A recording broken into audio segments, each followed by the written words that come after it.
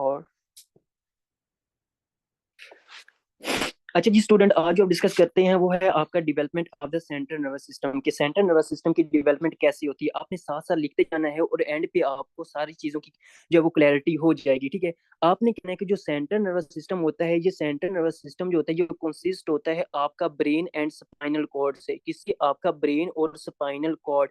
ये आपने याद रखना है कि आपको जो सेंट्रल नर्वस सिस्टम होता है इसमें दो चीजें आती हैं। इसमें मिली आपके बॉडी के दो ऑर्गन्स आते हैं, आपका ब्रेन होता है और आपका स्पाइनल कॉर्ड होता है। ठीक है, आपने कहना है कि central nervous system consist of brain and spinal cord. ठीक है, ये आपने याद रखना है। फिर क्वेश्चन ये है कि ये जो आपका ब्रेन और स्पाइनल कॉर्ड है, ये सेंट्रल नर्वस सिस्टम है, ये कहाँ से ओरिजिनेट होते हैं, इनकी एम्ब्रियोलॉजिकल ओरिजिन कहाँ पे है। तो आपने कहना है कि हमारे पास एक लेयर होती है जिस जो अभी हम पढ़ेंगे। ठीक है, अभी मैं सिर्फ आपको जो है इंट्रोडक्शन करवा रहा हूँ। ठीक है, इन सब चीजों को हमने पढ़ना है। आपने कहना है जो आपकी एक्टोडर्म होती है, कौन सी होती है? आपकी जो एक्टोडर्म होती है, इस एक्टोडर्म से आपकी सेंट्रल नर्वस सिस्टम जो होता है वो ओरिजिनेट होता है। ठीक है, अगर आप जो है वो मतलब कि दरमियाने पढ़ने वाले हो तो आप सिर्फ और सिर्फ जो है वो एक्टोडर्म को ही याद कर सकते हो। ठीक है, हाँ अलबत्ता आप चाहते हो कि मैं थोड़ा डीप जाऊं तो आपने ब्रैकेट में लिखना है कि जो होता है आपका न्यूरो एक्टोडर्म। कौन सा होता है? आपका न्यूरो एक्टोडर्म जो होता है, उस न्यूरो एक्टोडर्म से आपका क्या होता है कि आपका सेंट्रल नर्वस सिस्टम जो होता है ये डेवलप होता है। इस सारी चीजों का अभी हम पढ़ेंगे। ठीक है, आपने सिर्फ लिखना है कि जो एक्टोडर्म होता है और एक्टोडर्म का कौन सा पार्ट जो न्यूरो एक्टोडर्म होता है उससे आपका सेंट्रल नर्वस सिस्टम की जो होती है वो डेवलपमेंट होती है। ठीक है, देखिए जो आपका एक्टोडर्म होता है ना, इसको हम आगे पढ़ेंगे कि ये एक्टोडर्म जो होता है, ये एक्टोडर्म के दो एरिया होते हैं, इसके दो मेन पार्ट्स होते हैं जिसको आपने याद रखना है। ठीक है, जो एक्टोडर्म होता है इसका एक हिस्सा होता है, एक जो हाफ होता है या एक पार्ट होता है उसको हम कहते हैं आपका सरफेस एक्टोडर्म कहते हैं। क्या कहते हैं? आपका सरफेस एक्टोडर्म कहते हैं। और जो दूसरा हाफ होता है या दूसरा जो पार्ट होता है, आपने हाफ नहीं लिखना, जो दूसरा आपका पार्ट होता है एक्टोडर्म का उसको हम कहते हैं आपका न्यूरो एक्टोडर्म कहते हैं। क्या कहते हैं? कि आपका न्यूरो एक्टोडर्म कहते हैं। एक्टोडर्म के दो होते हैं, एक सरफेस एक्टोडर्म होती है और एक आपकी न्यूरो एक्टोडर्म होती है। ठीक है, जो सरफेस एक्टोडर्म होती है, इस सरफेस एक्टोडर्म से आपकी जो स्किन होती है, ठीक है, आपकी जो स्किन होती है वो ओरिजिनेट होती है। और स्किन की कौन सा पार्ट होता है? आपने कहना है जो आपका एपिडर्मस होता है। ये इंपॉर्टेंट बात है। ठीक है, जो आपकी डर्मस होती है ना, आपकी स्किन की तीन लेयर्स होती हैं, एपिडर्मस होगी, डर्मस होगी और सबक्यूटेनियस फैट होगा। ठीक है, तो आपने कहना है जो ऊपर वाली लेयर होती है, जो एपिडर्मस होती है, वो आपकी स्किन से ओरिजिनेट होती है, जबकि जो आपकी डर्मस होती है वो आपकी मीजोडर्म से ओरिजिनेट होती है। एक बात फिर आपने कहना है कि जो आपके हेयर होते हैं, ठीक है, जो आपके बाल होते हैं वो कहाँ से ओरिजिनेट होते हैं? वो आपके सरफेस एक्टोडर्म से ओरिजिनेट होते हैं। जबकि जो आपके नेल्स होते हैं, ठीक है, जो आपके नेल्स होते हैं, नाखून वगैरह होते हैं, वो भी आपके सरफेस एक्टोडर्म से ओरिजिनेट होते हैं। फिर आपने कहना कि जो न्यूरो एक्टोडर्म है, इस न्यूरो एक्टोडर्म से आपका सीएनएस बनता है, आपका सेंट्रल नर्वस सिस्टम जो होता है वो बनता है। ये आपने याद रखना है। ठीक है, यहाँ तक होगी आपके एक्टोडर्म के बारे में बात। ठीक है, फिर आपने कहना है कि इनिशियली जो आपका सीएनएस होता है वो आपके न्यूरो एक्टोडर्म से ओरिजिनेट होता है। ठीक है, आपने लिखना है, साथ साथ आपने जो है वो लिखते जाना है, आपने नोट्स बनाते जाना है। ठीक है, इनिशियली द सीएनएस जो होता है ओरिजिनेट होता है। ठीक है, initially the CNS originates from neuro ectoderm. ठीक है, न्यूरो एक्टोडर्म से ओरिजिनेट होता है, लेकिन कब ओरिजिनेट होगा? When the signal come from. ये इंपॉर्टेंट लाइन है, इसको आपने लाजमी लिखना है, अभी मैं आपको समझाऊंगा।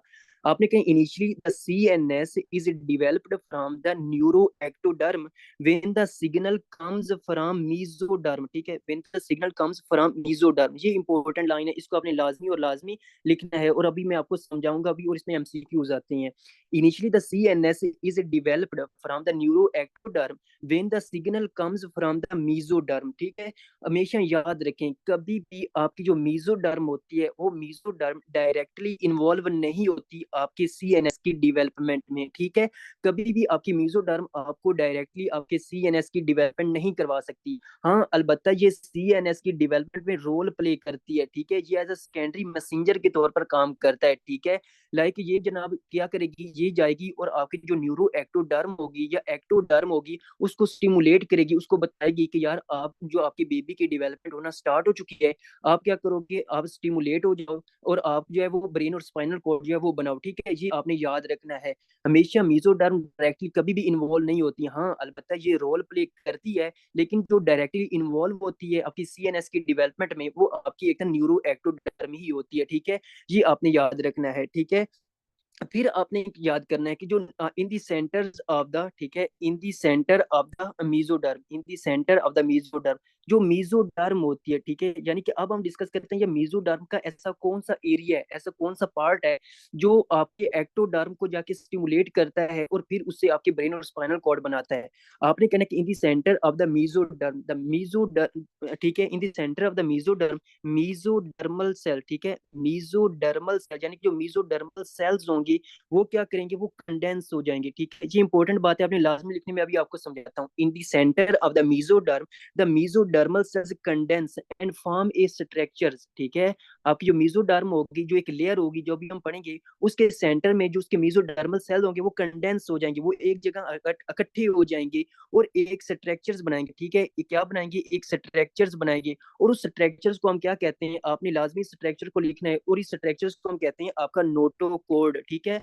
क्या कहते हैं कि आपका नोटोकोड कहते हैं, ठीक है, ये आपने कहना है, ठीक है। Like in the centre of the mesoderm, mesodermal cell जो होंगे वो आपके क्या होंगे, वो कंडेंस हो जाएंगे, और कंडेंस होने के बाद वो क्या करेंगे, आपकी नोटोकोड बनाएंगी। अब ये जो नोटोकोड होती है, यही आपका मीजोडर्म का पार्ट होता है, जो आपकी एक्टोडर्म को स्टिमुलेट करता है, फिर एक्टोडर्म को न्यूरो एक्टोडर्म में कन्वर्ट करता है, और न्यूरो एक्टोडर्म से आपके सीएनएस यानी कि आपका ब्रेन और स्पाइनल कॉर्ड बनता है, ठीक है। ये आपने लाजमी लाजमी याद करना है, ठीक है। अभी हम डिस्कस करते हैं जो आपका लाइक, ये जो अभी हमने डिस्कस किया कि आपके ये मतलब ये होते हैं कि एक्टोडर्म होती है या आपकी न्यूरो एक्टोडर्म, इसका सीन क्या है, यानी कि ये क्या चीजें हैं। आई होप सो कि आपने यहाँ तक लिख लिया होगा, ठीक है, और आपको कुछ थोड़ी बहुत समझ भी आ चुकी होगी, लेकिन अब आपको जो है एग्जैक्टली समझ आना स्टार्ट हो जाएगी, ठीक है। आपने क्या कहना है कि आपने कहना है कि क्या होता है कि जब आपका एक मेल होता है, ठीक है, जो बिल्कुल जो है वो ए बी सी से जो हम स्टार्ट करते हैं, ठीक है। जो आपके एक मेल होता है और आपकी क्या होती है कि आपकी एक तरह से एक फीमेल होती है, ठीक है, ऐसे ही है ना। तो मेल से क्या आते हैं, मेल से आपको पता है कि आपके जो स्पर्म्स होते हैं वो स्पर्म्स कहाँ से आते हैं, वो स्पर्म्स आपके आपके मेल से आते हैं, जबकि जो आपकी फीमेल होती है इससे क्या आते हैं, इससे आपके एग्स आते हैं, ऐसे ही है ना। जो मेल होता है उससे क्या आते हैं, उस मेल से आपके स्पर्म्स आते हैं, जबकि आपके फीमेल से क्या आते हैं, आपके एक तरह से एग्स आते हैं, ठीक है। जब आपके स्पर्म्स और प्लस जो आपके एग्स होंगे ये मिलेंगे, तो इस प्रोसेस को हम क्या कहते हैं, इसको हम कहते हैं आपकी फर्टिलाइजेशन हो चुकी है। क्या हो चुकी है कि आपकी फर्टिलाइजेशन हो जाती है, यानी कि जब स्पर्म्स और एग्स मिलेंगे इस दौरान आपकी क्या हो जाएगी, इस प्रोसेस को, यानी कि जो स्पर्म्स और एग्स मिलेंगे इसको हम कहते हैं आपकी फर्टिलाइजेशन कहेंगे, ठीक है। जब फर्टिलाइजेशन हो जाएगी, जब स्पर्म और एग्स की फर्टिलाइजेशन हो जाएगी, तो इससे एक स्ट्रक्चर्स बनता है। और अभी आपने इस सारी चीजों को लिखना लाजमी और लाजमी लिखना है, ठीक है। मैं दोबारा इसलिए कह रहा हूँ कि आपने नोट्स बनाने हैं, इससे हम आपका स्ट्रक्चर बनेगा जिसको हम कहते हैं आपका जाइगोट कहते हैं, क्या कहते हैं, ये जाइगोट कहते हैं। और इसके ऊपर जो आपने लिखना है ना, ठीक है, लाइक जो जाइगोट बनता है ये आपका फर्स्ट वीक में बनता है, ठीक है। ये आपने कहना है कि इसमें बहुत सारी और डिटेल है, लेकिन वो हम रिप्रोडक्टिव सिस्टम में पढ़ेंगे। अगर आपको यहाँ तक समझ आ जाएगी ना, तो आपके रिप्रोडक्टिव सिस्टम जब हम पढ़ेंगे तो उसकी एम्ब्रियो आपको समझना आसान हो जाएगी, ठीक है। वीक वन पे आपका क्या बन गया, आपका एक स्ट्रक्चर बनता है जिसको हम कहते हैं जाइगोट कहते हैं, ठीक है। फिर क्या होता है कि जब बेबी की उम्र जो होती है वो सेकंड वीक में चला जाता है, लाइक जो बेबी होती है उसकी उम्र 2 वीक हो जाती है, या वो आपके सेकंड वीक में चला जाता है, तो जो आपका जाइगोट होता है, इस जाइगोट से क्या होता है, इस जाइगोट से जो होते हैं दो स्ट्रक्चर्स बनते हैं, ठीक है। इस जाइगोट से मजीद दो स्ट्रक्चर्स बनते हैं, और उन स्ट्रक्चर्स को हम कहते हैं आपकी बाई लेमिनार डिस्क, ठीक है। ये आपने समझना कि आपके जाइगोट से दो स्ट्रक्चर बनेंगे जिसको हम कहते हैं आपकी बाई लेमिनार डिस्क, यानी कि बाई का क्या मतलब होता है, दो, और दो डिस्क बनेंगी, ठीक है। अब हम देखते हैं कि यार वो बाई लेमिनार डिस्क जो होती हैं, या दो आपकी डिस्क हैं, वो कौन कौन सी है। तो आपने कहना है कि एक ऊपर वाली डिस्क होती है, ठीक है, जिसको हम कहते हैं कि आपकी एक तरह से एपीब्लास्ट कहते हैं, क्या कहते हैं, ये सारी चीजें अब आपको समझ आ जाएंगी। एपीब्लास्ट कहते हैं, ठीक है। और जो आपकी नीचे वाली लेयर होती है, ठीक है, उसको हम कहते हैं आपका एक तरह से हाइपोब्लास्ट कहते हैं, ठीक है। क्या कहते हैं कि आपका हाइपोब्लास्ट कहते हैं, ठीक है।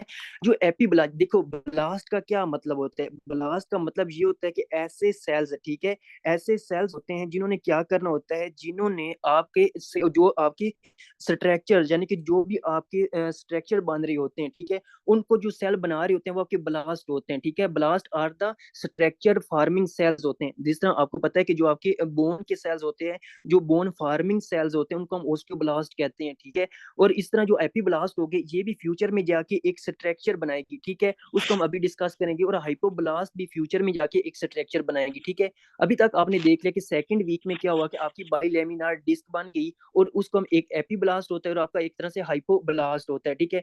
जैसे ही इस बेबी की उम्र जो होगी वो थर्ड वीक होगी, जैसे ही आपके 3 हफ्तों का हो जाएगा, ठीक है, तो जो आपकी होंगे लाइक बाइलेमिनार डिस्क, एपीब्लास्ट और हाइपोब्लास्ट जो होंगे ना, ये क्या करेंगे, ये आपके ट्राई लेमिनार डिस्क जो होगी वो बनाना स्टार्ट कर देंगे। क्या बनाएंगे, ट्राई लेमिनार डिस्क जो होंगी वो बनाएंगी। देखो ट्राई लेमिनार डिस्क का क्या मतलब होता है, यानी कि ये 3 स्ट्रक्चर्स बनाएगा। अब देखते हैं कि यार ये 3 स्ट्रक्चर कौन कौन से होते हैं। जो एपीब्लास्ट होती है ना, ये एपीब्लास्ट बनाएगी यार, जिसका जो माइक ऑन है तो वो अपने आप को म्यूट कर ले, ठीक है। अगर कोई क्वेश्चन है तो आपने पूछ लेना है। तो आपने कहना कि जो आपकी ट्राई लेमिनार डिस्क होती है, ठीक है, इस ट्राई लेमिनार डिस्क से क्या बनता है कि जो एपीब्लास्ट होती है उससे एक स्ट्रक्चर बनता है जिसको हम कहते हैं आपका एक्टोडर्म कहते हैं। क्या होता है, आपका एक्टोडर्म बनता है। अभी आपका कॉन्सेप्ट आना स्टार्ट हो गया है, जो मैंने आपको पहले लाइंस लिखवाई थी, ठीक है। इसलिए कहता हूँ कि जो मैं लिखवा रहा हूँ, ठीक है, आपने एज इट लिखते जाना है, ठीक है। Eight the end of lecture आपको हर चीज की समझ आ जाएगी। जनाब आपका क्या होता है, एपीब्लास्ट से आपकी एक्टोडर्म बनती है, जबकि जो आपका हाइपोब्लास्ट होता है, इस हाइपोब्लास्ट से एक और जो आपका स्ट्रक्चर बनता है, एक और लेयर बनती है जिसको हम कहते हैं आपकी एंडोडर्म बनती है, ठीक है। क्या बनती है कि आपकी एंडोडर्म बनती है, ठीक है। लेकिन अभी तो मैंने लिखा कि ये तो ट्राइलेमिनर डिस्क होती है, यानी कि 3 स्ट्रक्चर बनते हैं, लेकिन मैंने तो अभी 2 लिखे हैं, लाइक एपीब्लास्ट एक्टोडर्म बनती है और हाइपोब्लास्ट एंडोडर्म बनती है। तो ये एक्टोडर्म और एंडोडर्म के कॉम्बिनेशन से, इन दोनों के कंट्रीब्यूशन से, इन दोनों की हेल्प से इनके दरमियान एक और स्ट्रक्चर बनेगा, इनके दरमियान एक और स्ट्रक्चर बनेगा, और उस स्ट्रक्चर को हम कहते हैं आपका मीजोडर्म। क्या कहेंगे कि आपका मीजोडर्म कहेंगे, ठीक है। ये आपका एक्टोडर्म, मीजोडर्म और एंडोडर्म इस तरह आपके थर्ड वीक तक बनती है, ठीक है। ये किसका माइक कौन है, ग्रुप 7 सुहेल अहमद, ये आपके अपने आप को म्यूट कर लो प्लीज। ठीक है, आपने कहना है कि फिर क्या होता है कि जो थर्ड वीक होता है इससे ये आपके 3 स्ट्रक्चर्स बनते हैं, ठीक है। जहां पर आपने कहना है कि फर्स्ट वीक से लेकर, ठीक है, फर्स्ट वीक से लेकर थर्ड वीक तक, ठीक है, फर्स्ट वीक से लेकर थर्ड वीक तक जो आपका लाइक बेबी होता है, उस बेबी को हम कहते हैं एम्ब्रियो। ये इंपॉर्टेंट कॉन्सेप्ट है, ठीक है। लाइक अगर आपसे कोई पूछे कि यार एम्ब्रियो जो है वो उसका ड्यूरेशन क्या है, तो आपने कहना है कि फर्स्ट वीक से लेकर थर्ड वीक तक जो आपका बेबी होता है उसको हम कहते हैं आपका एम्ब्रियो कहते हैं, ठीक है। फिर क्या होता है कि जिससे हमने पहले भी डिस्कस किया था कि आपका क्या होता है कि थर्ड वीक से ऑनवर्ड, थर्ड वीक से लेकर आपके 8th वीक तक, ठीक है, यानी कि 8th वीक तक, ठीक है, जो गेस्टेशन का, प्रेगनेंसी का 8 वीक होगा, उस दौरान आपकी जो बेबी होगी उनसे आपके डिफरेंट स्ट्रक्चर्स बनेंगे, ठीक है। और जो भी आपकी बॉडी के अंदर जितने भी स्ट्रक्चर्स होते हैं वो आपकी इन तीनों लेयर से बनते हैं। आप हमारी बॉडी के अंदर, आपकी बॉडी के अंदर जितने भी स्ट्रक्चर, जितने भी ऑर्गन्स है, आपकी स्किन से लेकर आपके नेल्स तक, आपकी जितनी बॉडी ऑर्गन्स है वो इन 3 लेयर से बनते हैं, ठीक है। आप जो सारे इन तीनों लेयर्स की पैदाइश हो, ठीक है, ये आपने याद करना है, ठीक है। फिर आपने कहना है कि जो थर्ड वीक से लेकर 8th वीक तक एक्टोडर्म, मीजोडर्म और एंडोडर्म से आपके डिफरेंट स्ट्रक्चर बनेंगे। तो इस दौरान क्या होता है, होती है, आपने कहना है इस दौरान आपकी ऑर्गेनोजेनेसिस होती है, ठीक है। क्या होती है कि ऑर्गेनोजेनेसिस होती है। ऑर्गेनोजेनेसिस का क्या मतलब होता है, यानी कि ऑर्गन्स की फॉर्मेशन होती है, ठीक है, ये आपने कहना है। फिर आपने कहना है कि जब आपकी बेबी की ऑर्गन्स की फॉर्मेशन हो जाती है, तो जब वो 9th वीक का हो जाता है, ठीक है, 9th वीक का हो जाता है, 9वें हफ्ते का हो जाता है, तो उसको हम कहते हैं आपका फीटस कहते हैं। क्या कहते हैं कि हम उसको आपका एक तरह से फीटस कहते हैं। ये भी इंपॉर्टेंट टर्म है कि फीटस कब कहेंगे। आपने कहना है कि यार जब आपकी बच्चे की ऑर्गेनोजेनेसिस हो जाती है, जब वो 9th वीक में चला जाता है, तो उसको हम कहते हैं आपका फीटस कहते हैं, ठीक है। फिर आपका मजीद इससे जो आपके बेबी के अंदर मजीद डेवलपमेंट होती रहती है, उससे डिफरेंट स्ट्रक्चर जो होते हैं वो बनते रहते हैं, ठीक है। जब आपका बेबी जो है वो पैदा हो जाता है, जब वो पैदा हो जाता है और अप टू 1 मंथ, ठीक है, आफ्टर डिलीवरी टू 1 मंथ, ठीक है, आफ्टर डिलीवरी टू 1 मंथ जो आपका बेबी होता है उसको हम कहते हैं आपका न्यू नेट्स कहते हैं, ठीक है, यानी कि उसको हम कहते हैं न्यू नेट्स कहते हैं। और जब आपका बेबी जो होता है वो up to 1 week, up to one आपका ईयर हो जाता है, ठीक है, जब वो 1 साल का हो जाता है तो उसको हम कहते हैं आपका इन्फेंट्स कहते हैं, ठीक है, उसको हम इन्फेंट कह रहे होते हैं, ठीक है, ये आपने समझना है, ठीक है। आई होप सो कि आपको यहाँ तक समझ आ चुकी होगी कि आपका फीटस क्या होता है, एम्ब्रियो क्या होता है, आपके न्यू नेट्स क्या होते हैं और आपका एक इन्फेंट क्या होता है, ठीक है। वो फिर टोडल टोडल वगैरह होते हैं, उसकी अलग टर्म्स जो हम रिप्रोडक्टिव सिस्टम में पढ़ेंगे, ठीक है। अब हमारी जो मेन डिस्कशन है ना, वो मेन डिस्कशन हमारे थर्ड वीक के ऊपर है, ठीक है। जो हमने थर्ड वीक में जो स्ट्रक्चर्स बनाए थे, वो स्ट्रक्चर कौन कौन से हैं, ये जो थर्ड वीक है इससे हम गौर करते हैं कि यहाँ पे कौन कौन से स्ट्रक्चर्स होते हैं। इससे आपके एक्टोडर्म, मेसोडर्म और आपकी एंडोडर्म होती है, ठीक है। अब मैं क्या करता हूँ, मैं इन तीनों स्ट्रक्चर को यहाँ पे जो है वो एक तरह से ड्रा कर लेता हूँ, और इससे मैं आपको बताता हूँ कि किस तरह आपके ब्रेन वगैरह जो होते हैं वो सारे डिवेल्प होते हैं, ठीक है। पहले क्या होता है कि फॉर एग्जांपल क्या होता है कि ये आपकी एक तरह से एक लेयर होती है, इस तरह आपने एक लेयर बना लेनी है, ठीक है। अब ये जो लेयर होती है, इस लेयर को कहते हैं आपकी एक तरह से एक्टोडर्म। जो ऊपर वाली होती है इसको हम कहते हैं आपकी एक्टोडर्म कहते हैं, ठीक है। जो दरमियान वाली लेयर होती है, ठीक है, जो दरमियान वाली लेयर यहाँ पे पड़ी होती है, ठीक है, इस दरमियान वाली लेयर को हम क्या कहते हैं, इस दरमियान वाली लेयर को हम कहते हैं आपका एक तरह से मीजोडर्म, ठीक है, आपकी एक तरह से मीजोडर्म कहते हैं, ठीक है। ये आपने समझना है, ठीक है। जो आपकी क्या होती है कि आपकी मीजोडर्म होती है, ठीक है। फिर क्या होता है कि जो तीसरी लेयर होती है, ठीक है, हमने तीन लेयर्स पढ़ी ना, जो तीसरी लेयर होती है, ठीक है, जो आपकी मीजोरम के नीचे होती है, उसको हम क्या कहते हैं, उससे उसको हम कहते हैं आपकी एक तरह से, सॉरी, ये जो पहली होती है इसको हम एक्टोडर्म, हाँ, इसको हम तीसरी को हम कहते हैं आपकी एंडोडर्म कहते हैं। जो अंदर वाली होती है उसको हम क्या कहते हैं, आपकी एंडोडर्म कहते हैं, ठीक है। अब हमारा जो मेन कॉन्सर्न है आपकी सीएनएस की डेवलपमेंट, लाइक हम पढ़ेंगे, मैं आपको मजीद बता दूंगा कि एक्टोडर्म से, मीजोडर्म से और एक्टोडर्म से कौन कौन से स्ट्रक्चर्स होते हैं। लेकिन अभी हम देखते हैं कि पहले हम ब्रेन और स्पाइनल कॉर्ड की डेवलपमेंट करवा लेते हैं, ठीक है। आपने कहना कि जो मीजोडर्म होता है, मीजोडर्म के ऊपर जो लेयर होती है उसको हम कहते हैं आपकी एक्टोडर्म कहते हैं, ठीक है। फिर जो आपका मीजोडर्म होता है, ठीक है, उस मीजोडर्म के दरमियान में, ठीक है, मीजोडर्म के दरमियान में यहाँ पर एक स्ट्रक्चर बनता है, ठीक है। अब मैंने जो लिखा था, in the centre of the mesoderm the mesodermal cells condense and form a structures and these structure is called notochord, ठीक है। अब ये रहा आपका नोटोकोड, ठीक है। अब नोटोकोड क्या करेगा, नोटोकोड जो होगा ये क्या करेगा, ये जाके स्टिमुलेट करेगा, ये जाके अटैच हो जाएगा किसको, मिडल पार्ट ऑफ, ठीक है। ये आपने लाजमी याद रखना है कि जो मिडल पार्ट ऑफ एक्टोडर्म होता है उसमें जाके अटैच हो जाएगा, ठीक है। लाइक देखें, आपकी जब आपकी बेबी की डेवलपमेंट हो रही होती है, ठीक है, तो उस दौरान क्या होता है कि जब आपके ब्रेन और स्पाइनल कोड ने बनना होता है, तो आपका क्या होता है कि आपका जो मीजोडर्म होता है ये क्या करता है, ये आपका एक तरह से एक कासिड बनाता है, ठीक है। आपने कहने कासिड बनाता है, लाइक एक जो है वो एक स्ट्रक्चर बनाता है जिसको हम कहते हैं नोटोकोड। ये क्या करेगा, ये कहेगा कि देखो नोटोकोड, तुम जाओ एक्टोडर्म के पास और उसको स्टिमुलेट करो और उसको कहो कि अपने अंदर कुछ मॉडिफिकेशन लेकर आए, अपने अंदर कुछ चेंजेस लेकर आए, और जाके अपने जो बेबी है उसमें ब्रेन और स्पाइनल कोड बनाए, ठीक है। तो आपका नोटो कोड क्या करेगा, नोटो कोड जाके अटैच हो जाएगा आपकी एक्टोडर्म के साथ। और जब आपका नोटो कोड प्लस एक्टोडोर मिलते जब जब भी आपका नोटो कोड और एक्टोडर्म मिलते हैं, तो इससे जो स्ट्रक्चर बनता है, ठीक है, इन दोनों के कॉम्बिनेशन से, इन दोनों के कम्प्लेक्स जो होता है उसको हम कहते हैं न्यूरो एक्टोडर्म। क्या होता है कि आपका न्यूरो एक्टोडर्म, अब आपको समझ आ गई कि न्यूरो एक्टोडर्म का क्या सीन होता है, ठीक है। ये आपने कहना है, देखो आपने क्या कहना है कि जो आपका नोटो कोड होता है, नोटो कोड आपके एक्टोडर्म के मिडल में जाके दरमियाने पार्ट में जाके अटैच हो जाएगा और उसको स्टिमुलेट करेगा। जब उसको स्टिमुलेट करेगा और उसके साथ आपके एक्टोडर्म के साथ अटैच हो जाएगा, तो उससे एक जो इन दोनों की कॉम्बिनेशन से जो स्ट्रक्चर बनेगा उसको हम कहते हैं कि आपका न्यूरो एक्टोडर्म कहते हैं, ठीक है, न्यूरो एक्टोडर्म कहते हैं।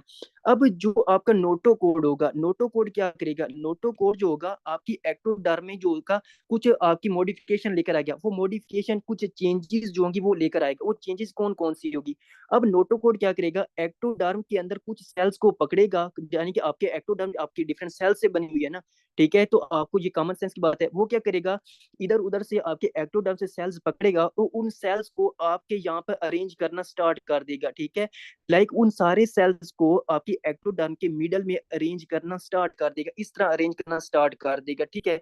तो जब ये इस तरह अरेंज करना स्टार्ट करेगा, तो इससे एक स्ट्रक्चर्स बनता है जो अभी हम डिस्कस करते हैं, ठीक है। ये आपने कहना है, देखो आपने कहना कि न्यूरो आपका आपका जो आपका न्यूरो एक्टोडर्म क्या है, न्यूरो एक्टोडर्म, एक्टोडर्म का वो पार्ट, एक्टोडर्म का वो मिडल पार्ट जहां पे आपका नोटोकोड जाके अटैच हो जाए, ठीक है। आपका आपने कहना है न्यूरो एक्टोडर्म, एक्टोडर्म का वो मिडल पार्ट जहां पे आपका न्यूरो एक्टोडर्म जाके अटैच हो जाए, उस स्ट्रक्चर को हम कहते हैं न्यूरो एक्टोडर्म। और न्यूरो और नोटोकोड जहां पर आपकी न्यूरो एक्टोडर्म से जो दरमियान में जो मिडल में जो स्ट्रक्चर बन जाए, ठीक है, जो स्ट्रक्चर बन जाए उस स्ट्रक्चर को हम कहते हैं न्यूरल प्लेट कहते हैं। क्या कहते हैं उस स्ट्रक्चर, उसको लाइक उसको क्या कहते हैं, आपका न्यूरल प्लेट कहते हैं, ठीक है। अब ये रही आपकी न्यूरल प्लेट, कि न्यूरल प्लेट का ये सीन होता है, ठीक है। वो पार्ट, ठीक है, जो जहाँ पे आपका न्यूरो एक्टोडर्म एक्टोडर्म के साथ जाके मिल जाए और वो मिडल में हो आपके एक्टोडर्म में, उसको हम कहते हैं आपका न्यूरो एक्टोडर्म। और इससे जो स्ट्रक्चर बने, मिडल में जो स्ट्रक्चर बन जाए, उसको हम कहते हैं कि आपका, उसको हम कहते हैं न्यूरल प्लेट कहते हैं, ठीक है जी। आपने कहना है कि न्यूरल प्लेट कहते हैं। अब ये जब ये न्यूरल प्लेट बन जाती है, अब इस न्यूरल प्लेट से क्या होंगे, कि इस न्यूरल प्लेट से आपके क्या बनेंगे, आपकी ब्रेन और स्पाइनल कॉर्ड बनेंगे। अब यहाँ तक आपको समझ आ चुकी है कि मेसोडर्म ने सिग्नल दे दिया, जिसे मैंने आपको कहा था कि इनिशियली जो आपका CNS is developed when the signal come from the mesoderm. अब मेसोडर्म ने सिग्नल दे दिया, नोटोकोड से दे दिया, और ये सारा आपको पता चल गया। अब मजीद आपको जो एक्सप्लेन करने के लिए मैं क्या करता हूँ, ये दरमियान में जो आपकी, अभी यहाँ पर मैं एक और आपको बताता हूँ, ठीक है। देखो मैंने स्टार्ट में वो कहा था कि आपका जो एक्टोडर्म होता है उसमें कितनी लेयर्स होती हैं, उसमें आपकी एक सरफेस एक्टोडर्म होती है और आपकी एक होती है न्यूरो एक्टोडर्म होती है, ठीक है। अब क्या होता है कि ये जो दरमियान वाला पार्ट है, ये यहाँ तक जो पार्ट है, इसको हम क्या कहते हैं, इसको हम कहते हैं आपका न्यूरो एक्टोडर्म कहते हैं। और जो दरमियान वाला पार्ट बन गया उसको हम आपके न्यूरल प्लेट कहते हैं, ठीक है। जो इसके साइडों पे है, जो इसके साइडों पे जो स्ट्रक्चर है, ये जो साइडों पे इसका स्ट्रक्चर है, इसको हम कहते हैं आपकी सरफेस एक्टोडर्म। क्या कहते हैं, कि आपका सरफेस एक्टोडर्म कहते हैं, ठीक है। सरफेस एक्टोडर्म कहते हैं, ठीक है। अब मुझे आप सारे बताओ, ठीक है, अब अपने कॉमन सेंस यूज करना है और मुझे बताना है, ठीक है। आपने मुझे बताना है, ठीक है, कि अब जो आपकी स्किन, अगर हम कलेक्टिवली कहें, कि यानी कि अगर हम कलेक्टिवली कहें कि आपकी जो स्किन होती है, आपकी हेयर होती है और आपकी नेल्स होती हैं, इनका प्रॉपर जो साइज होता है वो ज्यादा होता है, या आपके सिर्फ ब्रेन और स्पाइनल कॉर्ड का साइज होता है वो ज्यादा होता है, ठीक है। अब अगर हम कंपेयर करें कि आपके जो साइज होता है कलेक्टिवली, आपकी स्किन, हेयर और नेल्स का ज्यादा होता है, या सिर्फ और सिर्फ आपके ब्रेन और स्पाइनल कॉर्ड का जो साइज होता है वो ज्यादा होता है, जल्दी से मुझे बताएं किसका जो है वो ज्यादा होता है। हाँ जी, स्किन, हेयर और नेल्स का ज्यादा होगा, और सबको पता है, ठीक है। तो इसका मतलब ये हुआ कि अगर स्किन, नेल्स और हेयर ने बनना है तो उनके लिए न्यूरो एक्टोडर्म से अगर वो बन रहे हैं, तो न्यूरो एक्टोडर्म की सरफेस भी ज्यादा होनी चाहिए, क्योंकि उसने बहुत बड़े स्ट्रक्चर बनाने हैं। तो इसी वजह से आपने यहाँ पे लिखनी है कि जो आपकी सरफेस एक्टोडर्म होते हैं, ये लार्जर इन साइज होती है, ठीक है। लार्जर इन साइज होती है, यानी कि इसका जो डायमीटर होता है वो लार्ज होता है। जो आपकी न्यूरो एक्टोडर्म होती है, it is smaller in size, इसका जो साइज होता है वो छोटा होता है। क्यों? क्योंकि इससे आपके जो आपके सरफेस एक्टोडर्म होती है, इससे मजीद बहुत मतलब कि स्ट्रक्चर बनने होते हैं जिनका वॉल्यूम बहुत ज्यादा होता है, साइज बहुत ज्यादा होता है, तो इसलिए इसका साइज बहुत ज्यादा होता है। जबकि जो दूसरी होती है आपकी न्यूरो एक्टोडर्म, इससे सिर्फ आपका ब्रेन और स्पाइनल कोड बनना होता है, तो उसको हम इसलिए उसका साइज जो होता है वो कम होता है, ठीक है। यहाँ तक आपको समझ आ गई कि सरफेस एक्टोडर्म और आपके न्यूरो एक्टोडर्म का क्या सीन होता है, ठीक है। अब यहाँ पर एक टर्म होती है जिसको हम कहते हैं कि न्यूरोनल इंडक्शन, ठीक है। जिसको हम क्या कहते हैं, कि आपकी एक तरह से न्यूरोनल इंडक्शन कहते हैं, ठीक है। न्यूरोनल इंडक्शन, न्यूरोनल इंडक्शन का क्या मतलब होता है, देखो न्यूरोनल इंडक्शन का मतलब होता है कि नोटोकोड की वो एबिलिटी, ठीक है, नोटोकोड की वो एबिलिटी कि वो एक्टोडर्म के ऊपर जाके अटैच हो जाए, एक्टोडर्म को स्टिमुलेट करे, फिर उसके मिडल में आपके मिडल में कुछ सेल्स अरेंज करे, यानी कि न्यूरल प्लेट बनाए, ठीक है। और उस न्यूरल प्लेट से आपके क्या बन जाए, फ्यूचर में आपके ब्रेन और स्पाइनल कॉर्ड बन जाए, तो उसको हम कहते हैं न्यूरोनल इंडक्शन कहते हैं, ठीक है। इस यानी कि नोटोकोड की वो एबिलिटी कि जब वो आपके आपके एक्टोडर्म के साथ जाके अटैच हो जाए और वहां पे आपकी न्यूरल प्लेट बना दे, उस सारे प्रोसेस को या उस एबिलिटी को आपका न्यूरोनल इंडक्शन कहते हैं, ठीक है। ये आपको पता चल गया कि न्यूरल इंडक्शन क्या होती है और इन सारी टर्म्स का जो होता है वो क्या क्या सीन होता है, ठीक है। अब क्या होता है कि मैं जो आपकी न्यूरल प्लेट होती है ना, इस न्यूरल प्लेट को जो है एक तरह से यहाँ पे जो है वो ले लेता हूँ और यहाँ पे ड्रा करता हूँ, ठीक है, सारी इसको, ठीक है। यानी कि ये क्या आ गई, आपने समझा कि ये आपकी एक तरह से न्यूरल प्लेट आ गई, ठीक है। अब इस न्यूरल प्लेट से अब क्या, कौन सी कुछ मॉडिफिकेशंस होती हैं, कुछ चेंजेस होती हैं, जिससे आपके फ्यूचर के ब्रेन और स्पाइनल कॉर्ड बनते हैं। अब हम देखते हैं इसके अंदर कौन सी चेंजेस होती हैं। देखिए ये जो आपकी न्यूरल प्लेट होती है ना, ठीक है, ये क्या होती है कि ये वक्त के साथ साथ जो होती है ना, ठीक है। अब आपने इसके वक्त के साथ साथ जब भी आपके बेबी की जो ग्रोथ इंक्रीज होगी, उसकी जो उम्र है वो ज्यादा से ज्यादा होती जाएगी, तो ये दरमियान से इस तरह जो है वो नीचे की तरफ मतलब कि चली जाएगी, ठीक है। ये मैंने थोड़ी सी जो होती है वो सही नहीं बनाई, ठीक है। यहाँ जिस तरह मैं अब मतलब कि बनाऊंगा ना, आपने सेम इसी तरह बनानी है, ठीक है। अब लास्ट में आपको दोबारा से समझ आ जाएगी कि मैं आपको क्यों कह रहा हूँ, ठीक है। तो क्या होता है कि जो आपकी ये जो आपकी न्यूरल प्लेट होती है, ये इस तरह नीचे की तरफ आ जाती है, ठीक है। और दूसरी साइड पे भी ए इस तरह नीचे की तरफ आ जाती है, ठीक है। ये नीचे से आपकी कभी आप मिलती नहीं है, ठीक है। इसके दरमियान में पोर रह जाता है, एक सुराख रह जाता है, ठीक है। इसको आपने लाजमी समझना है, इनको आपने कभी भी ज्वाइन नहीं करवाना, ठीक है। तो इसमें क्या होता है कि जो आपकी न्यूरल प्लेट होती है वो इस तरह नीचे की तरफ जो होती है वो झुक जाती है, एक आउट ग्रोथ बनाती है, यानी कि एक स्वेलिंग बनाती है।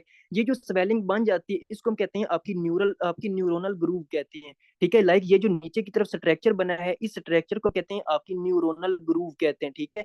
न्यूरोनल ग्रूव क्या होता है यार, एक सुराख, मतलब कि एक जो धंसी हुई चीज होती है, ठीक है। जो मतलब कि आप जो रोडों पे देखते हो जो नीचे की तरफ झुकी हुई चीज होती है उसको हम क्या कहते हैं, आपका ग्रूव कहते हैं। क्योंकि ये आपकी न्यूरल प्लेट के अंदर हो रहा है, इसकी वजह से हम इसको कहते हैं, इसको न्यूरोनल ग्रूव कहते हैं, ठीक है। फिर क्या होता है कि इस न्यूरोनल ग्रूव जो होता है ना, ठीक है, इस जो मजीद ऊपर की तरफ जो कुछ पार्ट्स बच गए हैं, ठीक है, वो मजीद आपके जो वो कन्वर्ट हो जाएंगे, ठीक है। लाइक ऊपर जो अब क्या होगी कि ये आपकी इस तरह जो होगी, लाइक इस तरह बन जाएगी, ठीक है। इस तरह जो होगी ये प्लेट बन जाएगी, ठीक है। सॉरी, आपकी इस तरह एक ट्यूब बन जाएगी, ठीक है। इस ट्यूब को हम कहते हैं आपकी न्यूरोनल ट्यूब कहते हैं, ठीक है। लाइक न्यूरल प्लेट जो होती है वो कंडेंस होती है, वो उसकी मॉडिफिकेशन होती है और वो नीचे की तरफ झुक जाती है, एक ग्रूव बनाती है जिसको हम कहते हैं न्यूरोनल ग्रूव कहती हैं। और दरमियान में जो होता है उसका सुराख रह जाता है, ठीक है। फिर क्या होता है कि जो बाकी ऊपर की जो स्ट्रक्चर बच जाते हैं, ठीक है, वो मजीद कंडेंस हो जाते हैं, ठीक है। वो उनको न्यूरोनल फोल्ड कहते हैं, ठीक है। ये जो बच जाते हैं इसको हम कहते हैं न्यूरोनल फोल्ड कहते हैं। ये न्यूरोनल फोल्ड जो होते हैं ये मजीद जो होंगे ये मजीद कंडेंस होंगे, ये मजीद इनके अंदर मॉडिफिकेशन हो जाएगी, तो ये एक इस तरह ट्यूब बना देंगे जिसको हम कहते हैं न्यूरोनल ट्यूब कहते हैं।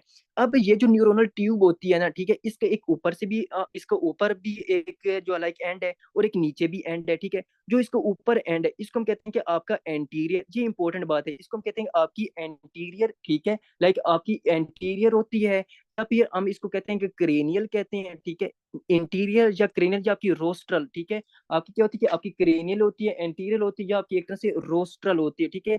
रोस्ट्रल न्यूरोपोर होते हैं, ठीक है। रोस्ट्रल न्यूरोपोर होते हैं, आपने सुना होगा कि न्यूरोपोर न्यूरोपोर होते हैं। तो अब आपको पता चल कि न्यूरोपोर क्या होते हैं। जो ऊपर वाला हाफ, जो सॉरी ऊपर वाला एंड होता है जहाँ पे ये छोटा सा सुराख है, इसको हम कहते हैं एंटीरियर या फिर क्रेनियल या फिर आपका रोस्ट्रल न्यूरोपोर कहते हैं, ठीक है। क्योंकि इससे आपके फ्यूचर का ब्रेन बनना होता है, जो हमने कल देख लिया था।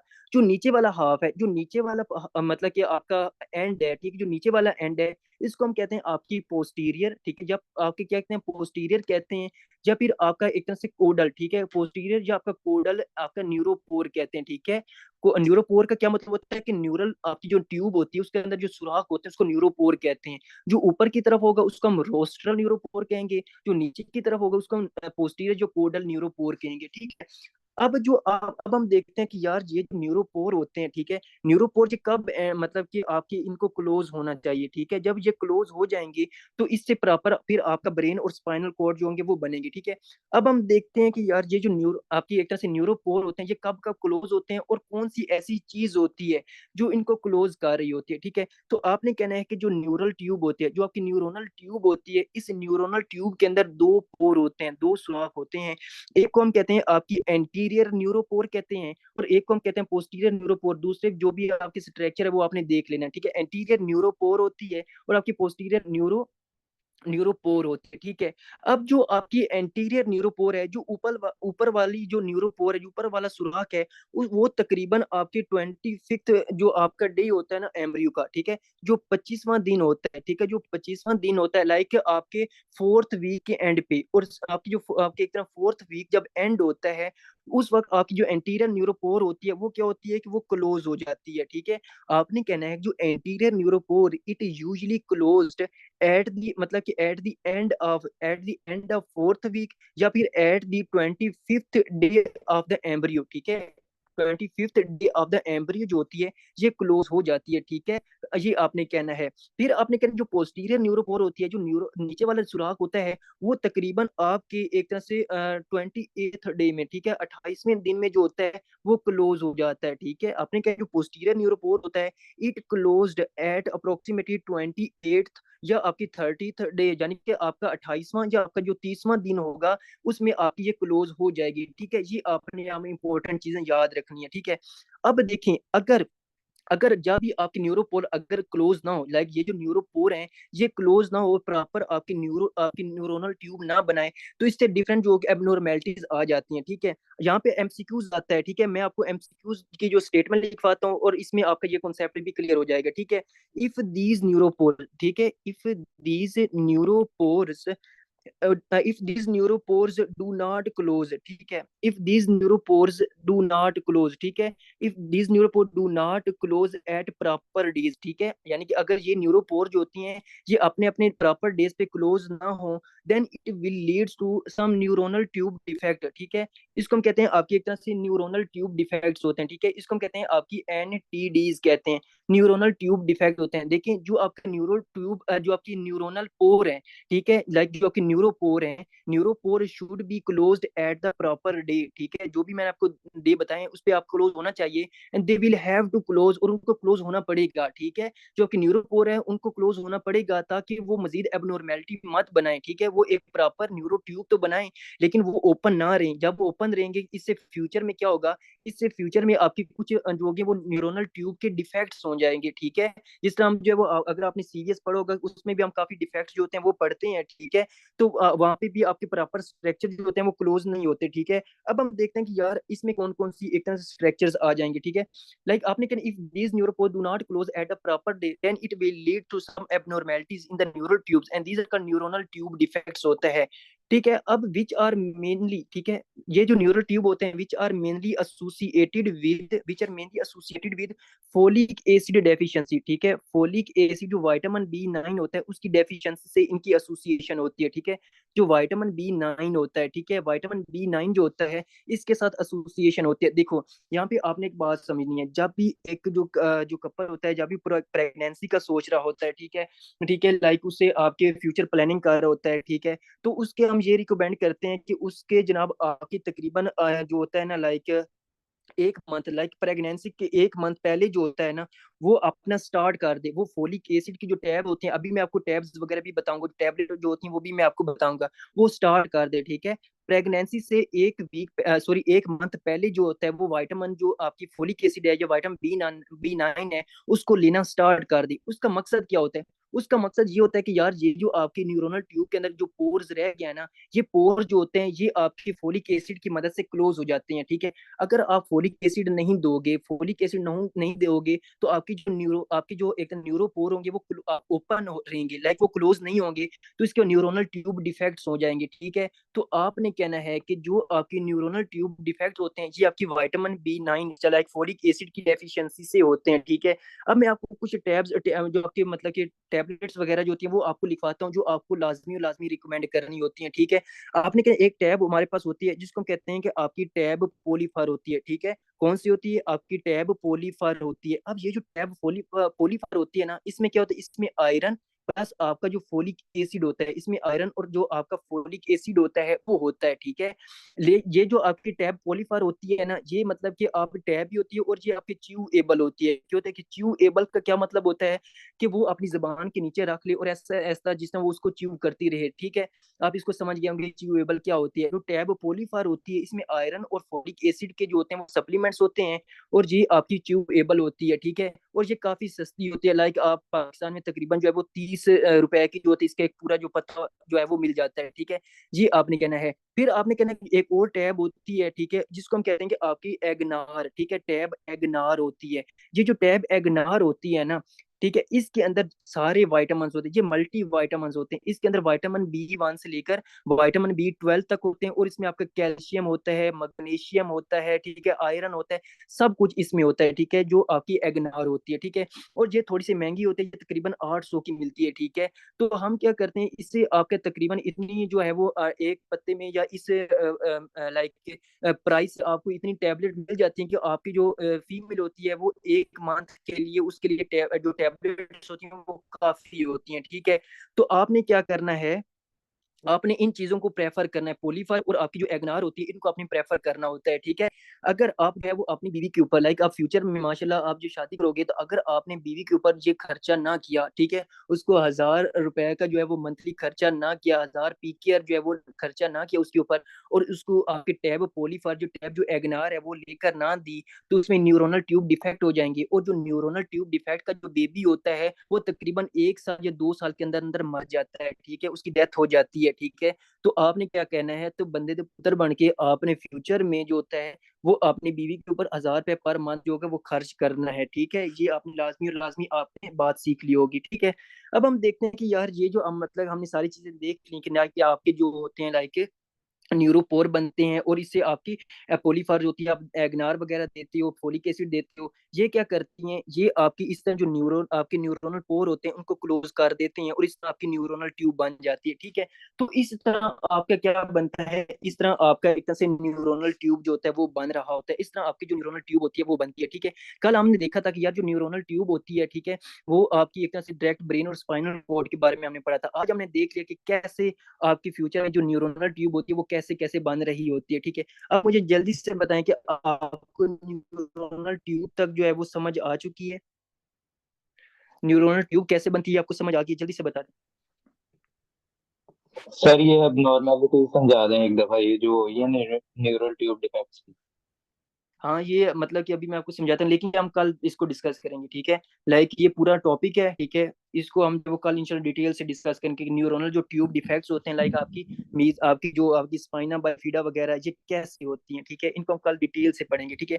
आज हम सिर्फ और सिर्फ जो आगे न्यूरोनल ट्यूब और ये एम्ब्रियो वगैरह है इसको हमने डिस्कस करना है, ठीक है। आपने परेशान नहीं होना, ठीक है। अब हम देखते हैं कि यार ये जो आप प्रॉपर जो स्ट्रक्चर है वो तो बन गया, लाइक न्यूरोनल ट्यूब जो होती है वो बन गई। अब हम देख इसे किस तरह जो होता है वो आपकी फ्यूचर के इन लाइक जो अपर हाफ होती है, ठीक है, ये अब मैंने बनाई ना, ये आपकी न्यूरल ट्यूब होती है, इससे अपर हाफ से क्या बनता है, इसका ब्रेन और स्पाइनल कॉर्ड बनता है, ब्रेन और स्पाइनल कॉर्ड बनता है। जो लवर हाफ होता है, जो लवर हाफ होता है, इससे आपकी क्या बनता है, इसका स्पाइनल कॉर्ड बनता है, ठीक है। तो अब हम देखते हैं इससे क्या क्या स्ट्रक्चर्स बनते हैं, ठीक है। अब यहाँ पर एक और चीज जो आपने मतलब कि समझनी है ना, कुछ बुक्स में जो होता है ना वो एक चीज लिखी होती है, वो कहती हैं कि अच्छा, यहाँ पर एक कुछ स्ट्रक्चर मैं आपको बताना भूल गया कि जैसी आपकी जो न्यूरोनल ट्यूब बनती है ना, ठीक है, लाइक आपकी प्रॉपर मॉडिफिकेशन हो रही होती है, एक्टोडर्म की प्रॉपर मॉडिफिकेशन हो रही होती है, इससे सारे जिन आप स्ट्रक्चर बन रहे होते हैं और आपके फाइनली आपकी न्यूरोनल ट्यूब बन जाता है। तो इस दौरान क्या होता है कि कुछ आपके एक्टोडर्म के कुछ जो सेल्स होते हैं ना, कुछ सेल जो वो शेड ऑफ हो जाते हैं, ठीक है, वो आपके एक्टोडर्म से अलग हो जाते हैं और आपकी इस न्यूरोनल ट्यूब के इर्द गिर्द आ जाते हैं, ठीक है। ये आपने यहाँ पे समझना है, ठीक है। लाइक कुछ जो सेल्स होते हैं, कुछ सेल जो होते हैं ड्यूरिंग एक्टोडर्म की मॉडिफिकेशन के दौरान, जब वो उससे आपकी न्यूरोनल प्लेट बन रही होती है, न्यूरोनल प्लेट से आपकी न्यूरोनल ट्यूब बन रही होती है, लाइक ये प्रॉपर प्रोसेस चल रहा है ना, एक प्रॉपर मैकेनिज्म चल रहा होता है, तो उसमें टूट फूट तो होगी, लाइक है। तो उस दौरान में क्या होता है कि कुछ जो आपके सेल्स होते हैं वो आपके सेल्स जो जड़ जाते हैं वो आपके शेड ऑफ हो जाते हैं, और एक्टोडर्म से और आपकी न्यूरोनल ट्यूब के इर्द गिर्द आ जाते हैं। ये जो सेल होते हैं इनको हम कहते हैं न्यूरोनल क्रेस्ट सेल्स कहते हैं, ठीक है, न्यूरोनल क्रेस्ट सेल, ठीक है। तो आपने सुना होगा कि न्यूरोनल क्रेस्ट सेल क्या होते हैं, कि आपने कहना है कि ड्यूरिंग न्यूरल ट्यूब फॉर्मेशन, ठीक है, इसको इस तरह क्या होता है कि एक्टोडर्म के कुछ जो सेल्स होते हैं वो शेड ऑफ हो जाते हैं और आपकी न्यूरोनल ट्यूब के इर्द गिर्द आ जाते हैं, ठीक है। तो उनको कहते हैं न्यूरोनल क्रेस्ट सेल्स कहते हैं, ठीक है।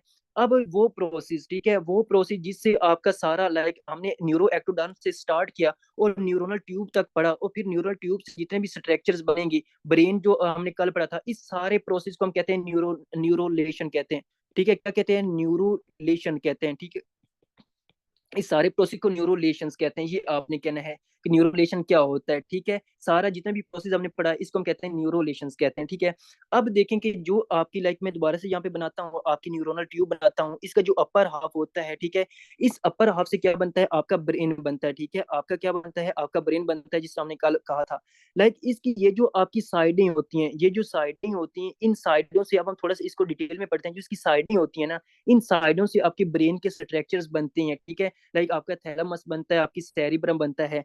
लेकिन जो इसका ये वाला होल होता है, जो दरमियान में जो ल्यूमन है, ठीक है, ये ल्यूमन से अब इसका मतलब अगर ये खाली स्पेस है, ये एक ल्यूमन है, तो इसका मतलब ये हुआ कि फ्यूचर में भी इससे ऐसी स्ट्रक्चर बनेगी जो अंदर से खाली होंगी, ठीक है, ऐसी है ना, वो भी मतलब ये वेजिकल की तरह बनेगी। तो इससे जो स्ट्रक्चर आपके फ्यूचर में जो अब चीजें बनती हैं वो बनती हैं आपकी वेंट्रिकल्स, ठीक है। जो आपकी वेंट्रिकल्स होते हैं ना, ठीक है, जो हम पढ़ेंगे, जो टोटल 4 होते हैं जिनमें आपका सीएसएफ वगैरह सर्कुलेट करता है, ठीक है। तो आपने कहना है कि जो वाल्स होती हैं, ठीक है, जो walls of the upper half of the neural tube, उससे आपका लाइक ब्रेन के स्ट्रक्चर्स बनते हैं, सेरिब्रम वगैरह, ठीक है। लेकिन आपका वेंट्रिकल्स भी आपके ब्रेन के पार्ट है, लेकिन वो आपकी इस ल्यूमन से ओरिजिनेट होते हैं, ठीक है, जो दरमियान वाला ल्यूमन है इससे आपका ओरिजिनेट होता है, ठीक है, ये आपने कहना है। लेकिन जो दरमियान, जो आपका लोअर हाफ है, ठीक है, जो नीचे वाला हाफ है, ठीक है, जो आपकी कोडल एंड है, इसकी जो लेटरल वॉल्स होती हैं, ठीक है, इन लेटरल वॉल से आपका स्पाइनल कॉर्ड बनता है, ठीक है। इस लेटरल वॉल से क्या बनता है कि आपका स्पाइनल कॉर्ड बनता है। जबकि जो दरमियान में जो खाली स्पेस है, जो ल्यूमन है, इससे आपका स्पाइनल कॉर्ड की कैनाल बनती है, ठीक है। अब यहाँ पे लिख लो स्पाइनल कॉर्ड की कैनाल बनती है। देखो कैनाल क्या है, एक खाली स्पेस होती है ना, ठीक है। तो अगर ये भी खाली स्पेस है, एक ल्यूमन है, तो इससे भी फ्यूचर में एक खाली स्पेस बनेगी। तो वो ऊपर अगर है तो वो आपकी वेंट्रिकल्स बनाएगी, अगर वो नीचे है तो वो आपकी स्पाइनल कॉर्ड की कैनाल बनाएगी, ठीक है, ये आपने समझना है। अब उसने बुक में जो है ना, उसने थोड़ा सा मजीद जो है उसने बताया हुआ है कि जो लेटरल हाव, जो मतलब कि अगर मैं आपको सिंपल बताऊं कि जो आपका स्पाइनल कॉर्ड होता है, इस स्पाइनल कॉर्ड के आपको पता है कि कितने मतलब कि हॉर्न्स होते हैं, ठीक है, अगर आपको थोड़ा बहुत पता हो। इसका एक होता है आपका डोर्सल हॉर्न्स होता है, लाइक इसका एक डोर्सल पार्ट होता है, एक इसको कहते हैं, एक होता है आपका वेंट्रल हॉर्न्स होता है, ठीक है, ऐसे ही है ना, एक डोर्सल होता है, एक वेंट्रल हॉर्न्स होता है, ठीक है। तो उसने ये बताया हुआ है कि जो आपकी लाइक एम्ब्रियोलॉजिकल लाइफ में, ठीक है, जो स्पाइनल कॉर्ड को उसने थोड़ा सा डिटेल में बताया हुआ है कि एम्ब्रियोलॉजिकल जो आपकी लाइफ होती है उसमें जो लेटरल वॉल्स होती हैं, उस लेटरल वॉल से एक आपकी आपके स्पाइनल कॉर्ड तो बनता है, उस स्पाइनल कॉर्ड का जो आपका एक तरह से डोर्सल हॉर्न्स है, ठीक है, उसको हम कहते हैं देखें, जो एम्ब्रियोलॉजिकल लाइफ में आपका जो डोर्सल हॉर्न्स होते हैं, उसको हम कहते हैं आपकी एलर प्लेट कहते हैं। क्या कहते हैं उसको, कहते हैं एलर प्लेट कहते हैं। और दरमियान में आपने लिखना है कि आपका डोर्सल, लाइक जो आपके डोर्सल पार्ट होगा स्पाइनल कॉर्ड का, उसको हम एम्ब्रियोलॉजिकल लाइफ उसको एलर प्लेट कह रहे होते हैं, ठीक है। और एलर प्लेट यानी जो डोर्सल पार्ट होता है, ठीक है, ये आपका क्या करता है, आपको पता है कि जो आपकी सेंसरी इंपल्सेस होती हैं, ठीक है, आपको पता है कि एक सेंसरी होती है, मोटर आपकी मोटर होती है, आपने एफएससी में पढ़ा होगा कि जो आपकी एलर प्लेट होती है, जिसने फ्यूचर में जाके आपका डोर्सल हॉर्न बनाना होता है, वो आपकी सेंसरी इंपल्स को जो है वो कंडक्ट कर रहा होता है, आपके ब्रेन तक पहुंचा रहा होता है, ठीक है। जो एक और प्लेट उसने बताई हुई है उसको हम कहते हैं कि आपकी बेसल प्लेट, ठीक है, क्या कहते हैं कि आपकी एक तरह से होती है बेसल प्लेट होती है, ठीक है। ये बेसल प्लेट जो होती है ये आपकी वेंट्रल होती है, ठीक है, जो आपकी एंटीरियर होती है, ठीक है। लाइक आप जो एंटीरियर हॉर्न होता है, जो वेंट्रल हॉर्न होता है, उससे क्या बनता है, उससे आपके उसको हम एम्ब्रियोलॉजिकल लाइफ में बेसल प्लेट कहते हैं। और आपको पता है कि जो एंटीरियर होती है, जो वेंट्रल होती है, उससे आपकी एक तरह से मोटर इंपल्स जो होती हैं वो पास आउट होती हैं, ठीक है, ये आपने कहना है, ठीक है। फिर आपने कहना कि जो आपका लाइक जो एलर प्लेट को जो एक जीन बना रहा होता है, ठीक है, हमारे बहुत सारे जिस तरह हम जेनेटिक्स में पढ़ा था बायोकेम में, वहाँ पे सारी चीजें हमने डिस्कस की थी कि वहाँ पे लाइक वो जेनेटिक्स का पोर्शन था, तो वहाँ पे हमारा डिस्कस करना बनता था। अब यहाँ पर तो सिर्फ मैं आपको बता सकता हूँ जीन्स के बारे में, ठीक है।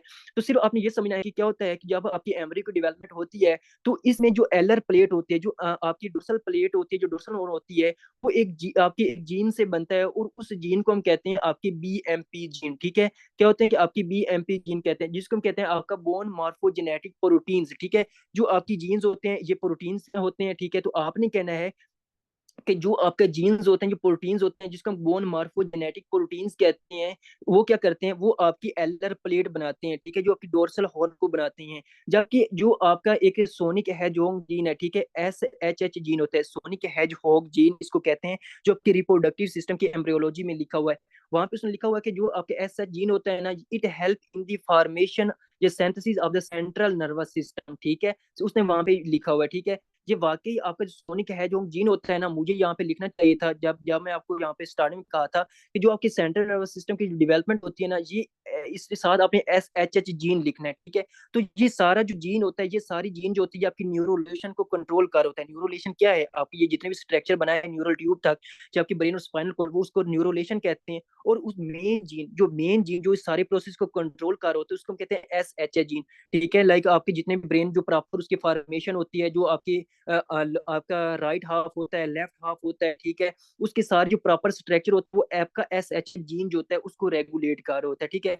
अब यहाँ तक आपको पता चल गया कि लाइक आपके स्पाइनल कॉर्ड या आपकी ब्रेन ये किस तरह बनेगी, उसके स्ट्रक्चर कौन सा जीन जो होते हैं वो रेगुलेट कर रहे होते हैं, ठीक है। अब यहाँ पर एक बहुत ही इंपॉर्टेंट MCQ उसने लिखा हुआ, देखो जो मैंने पहले नोटो कोड लिखा था ना, ठीक है। अब आपको पता है कि जो भी चीज इस दुनिया में आती है, उस चीज का क्या है, उसकी उसकी मतलब कि जो रिजल्ट क्या है, उसका रिजल्ट ये है, उसने लास्ट में जाके फना होना होता है, ठीक है, लाइक उसने डिकम्पोज होना होता है, उसने खत्म होना होता है, ऐसे ही है ना। तो जब मतलब कि जब हमारी डेथ हो जाएगी तो हमारे भी जाएगी डेथ होगी, तो वहां पे हमारे भी कुछ डिकम्पोजर रह जाएंगे, ठीक है, हमारे भी कुछ बाकियात रह जाएंगे, ठीक है।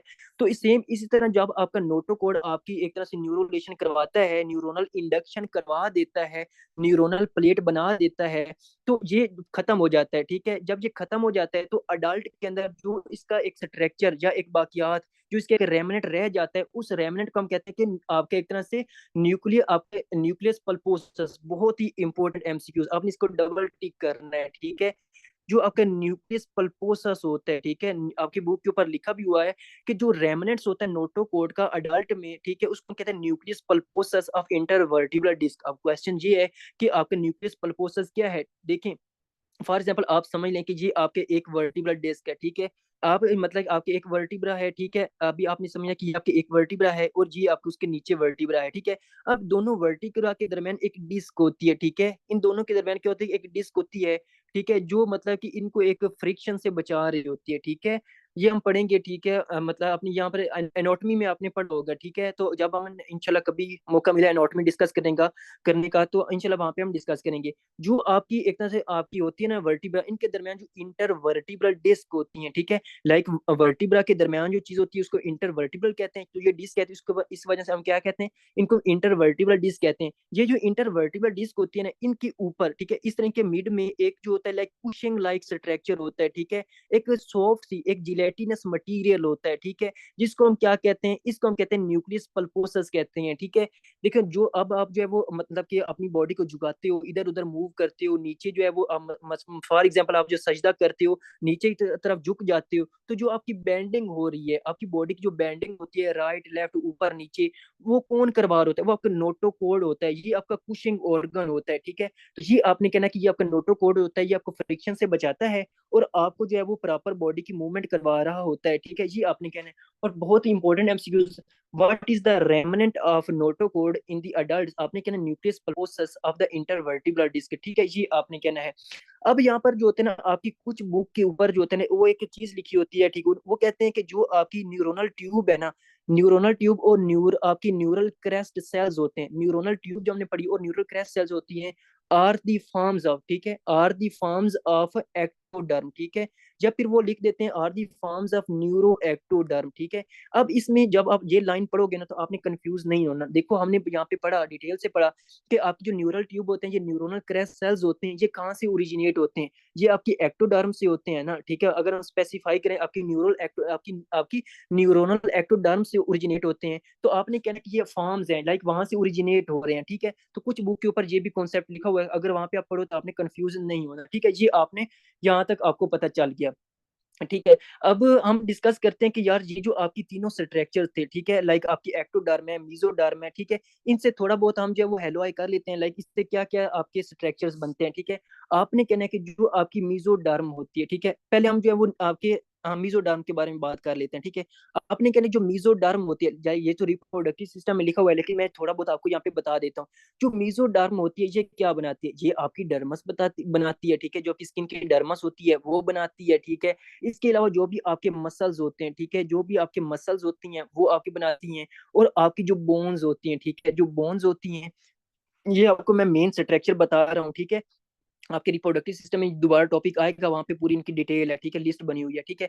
तो आपने इन स्ट्रक्चर को आपने लाजमी याद रखना है। जो मेसोडर्म होती है इससे फ्यूचर में आपकी डर्मस बनती है, मसल्स बनते हैं, बोन्स बनते हैं और आपका सीवीएस बनता है, लाइक आपकी जो कार्डियोवास्कुलर स्ट्रक्चर्स होते हैं वो आपकी मेसोडर्म से बन रहे होते हैं, ठीक है। लेकिन जो आपकी एंडोडर्म होते हैं, जो अंदर वाली लेयर होती है, ठीक है, एंडोडर्म जो अंदर वाली लेयर्स होती है, इससे आपके क्या बन रहे होते हैं, इससे आपका जीआईटी के स्ट्रक्चर बन रहे होते हैं। जीआईटी के स्ट्रक्चर से क्या मुराद है, यानी कि आपका जितने भी स्प्लीन है, लीवर है, इंटेस्टाइन है, वो सारे कहाँ से बन रहे होते हैं, वो आपकी एंडोडर्म से बन रहे होते हैं, ठीक है। और आपके जो लंग्स होते हैं, ठीक है, ये जो लंग्स होते हैं, ये लंग्स भी आपके एक तरह से इनसे बन रहे होते हैं, लाइक आपके एक तरह से एंडोडर्म से जो है वो बन रहे होते हैं, ठीक है। अब इस तरह हम जो है वो देख लेते हैं कि लाइक जिस तरह पहले मैंने कहा कि जो आपकी सरफेस एक्टोडर्म, मैं आपको बता चुका था कि एक्टोडर्म से क्या बनता है, उसकी सरफेस एक्टोडर्म होती है, और उस सरफेस एक्टोडर्म से आपकी एक तरह से बनती है लाइक स्किन बनती है, उसकी एपिडर्मस बनती है, वो सारे स्ट्रक्चर जो वो मैं आपको बता चुका हूँ। और जो दूसरे स्ट्रक्चर्स होते हैं, ठीक है, लाइक जो दूसरे आपका होता है लाइक न्यूरो एक्टोडर्म, उससे आपका क्या बनता है, आपका ब्रेन और स्पाइनल कॉर्ड जो होता है वो बनता है, ठीक है। अब रह गया स्ट्रक्चर आपका न्यूरोनल क्रेस्ट सेल्स, ठीक है, न्यूरोनल क्रेस्ट सेल्स का, कि न्यूरोनल क्रेस्ट सेल्स जो होते हैं, ठीक है, उससे मतलब कि क्या क्या स्ट्रक्चर बनते हैं, जो आपके न्यूरोनल क्रेस्ट सेल्स होते हैं इससे क्या क्या स्ट्रक्चर बनते हैं, ठीक है।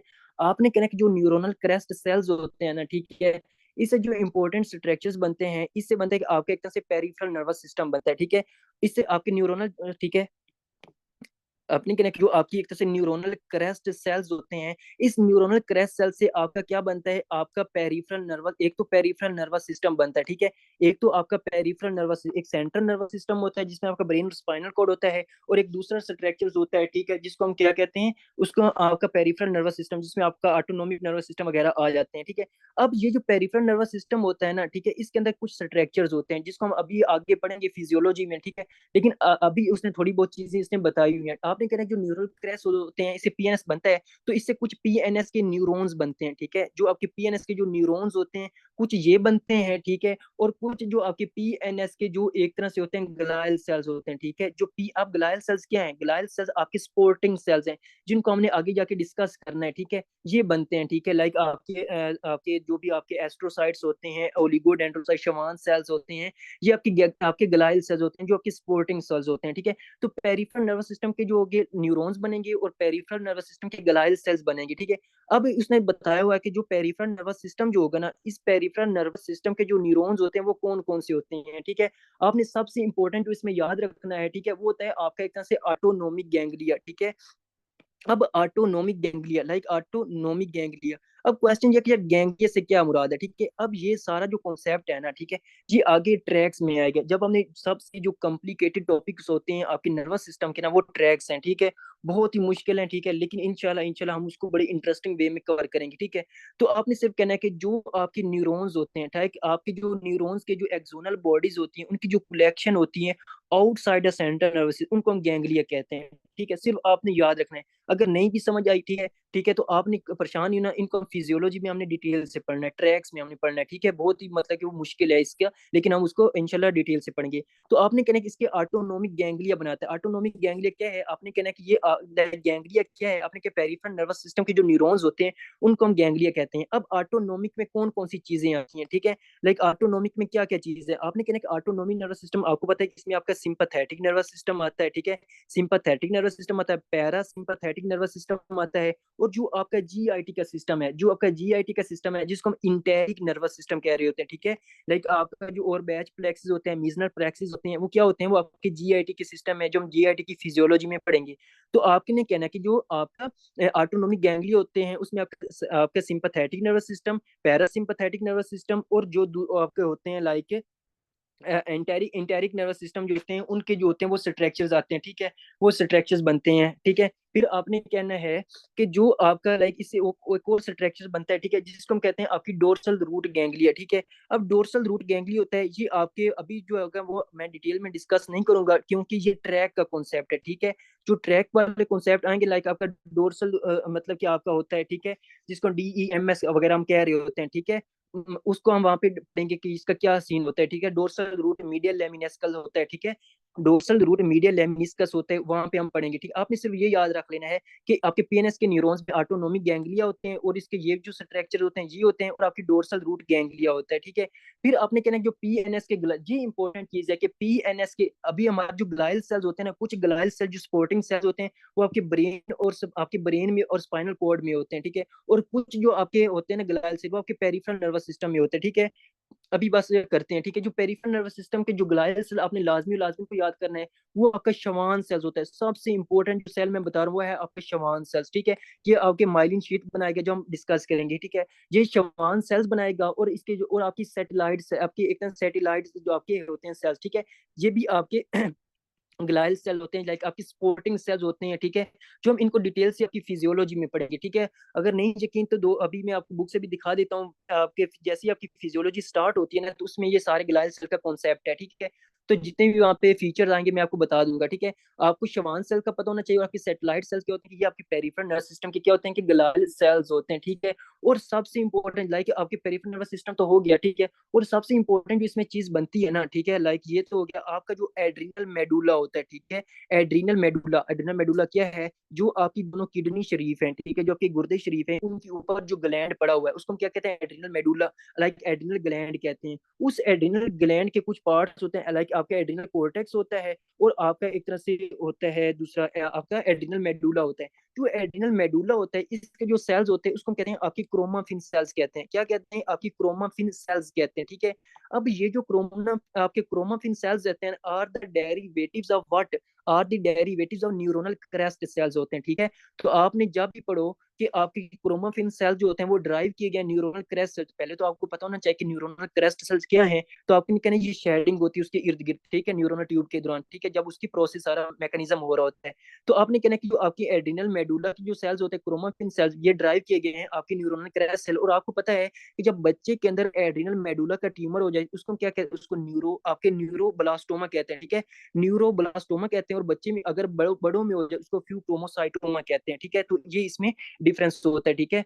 आपका क्या होता है कि आपका न्यूरोब्लास्टोमा होता है, फ्यूक्रोमोसाइटोमा होता है, ठीक है, ये आपने याद रखना है, ठीक है। और इसमें जो आपका आपके जो है वो सेंट्रल नर्वस सिस्टम भी बनता है, वो मैंने आपको बता दिया कि सेंट्रल नर्वस सिस्टम के आपके न्यूरॉन्स बनते हैं, ठीक है। और central nervous system glial cells होते हैं जिनको आपने याद करें, एस्ट्रोसाइट्स होते हैं, ओलिगोडेंड्रोसाइट और एपिडेमल सेल, ठीक है। ये आपके सीएनएस के ग्लाइल सेल्स हैं, ठीक है, ये आपके ब्रेन के अंदर हैं, ये आपने याद करना है, ठीक है।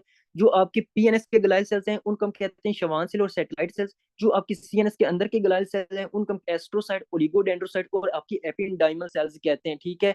और यहाँ तक आपको था आपका न्यूरोनल ट्यूब और इसकी सारी फिजियोलॉजी, ठीक है। और अब मैं दूसरा टॉपिक पढ़ना था brain mall formation, but shortage of time की वजह से वो हम डिस्कस नहीं कर चुके, ठीक है। तो अब मुझे जल्दी से बता देंगे आपको जो है वो कहाँ पे